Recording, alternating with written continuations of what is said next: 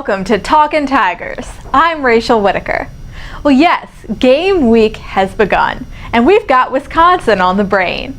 Joining me now on this Monday is LSU beat writer Randy Rosetta. Well, Randy, a new season is almost here. Yeah, it's been about 8 months since LSU's been on the field. That seems about right to get back out there and get going.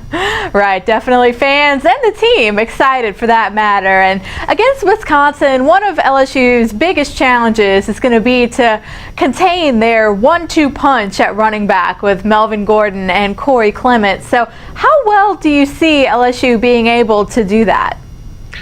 Well, a lot depends on the defensive tackles. Wisconsin's a Big Ten team. They're going to be much like Iowa. They're going to try to exploit LSU's underbelly a little bit and go right at those young tackles and see if they can wear them out in the middle. That's what LSU wants to avoid. They want those guys to clog up the middle and force the running backs out on the edge where their ends and especially their outside linebackers have a speed advantage over those guys.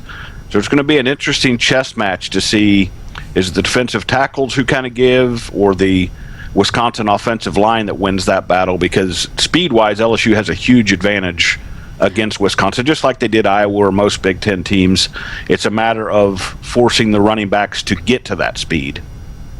Right, and Melvin Gordon rushed for 1,600 yards last year and 12 scores, while LSU's rushing defense was third in the SEC. But we'll see who can rise to the occasion. Randy, do you think one of LSU's strengths is on both defensive ends? So how do you think Danielle Hunter and Jamarie Rasco will rise to the occasion? Well, those two have to close off the ends. They don't need to make every tackle because, like I mentioned, those linebackers have a lot of speed on the edges. They're going to be able to come up and help it, and LSU's really strong at safety as well.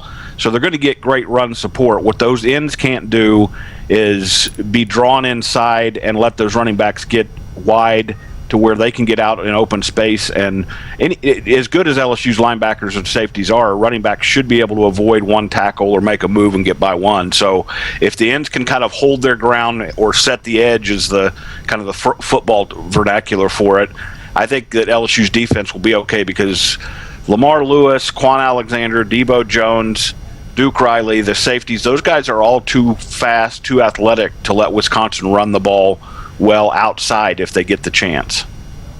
Right, and you mentioned those safeties. We're going to talk about one of the young ones on Tuesday's show. Randy, thanks for the time as always. Anytime, Rachel. Thanks for having me. And thank you for watching Talkin Tigers. See you back here Tuesday.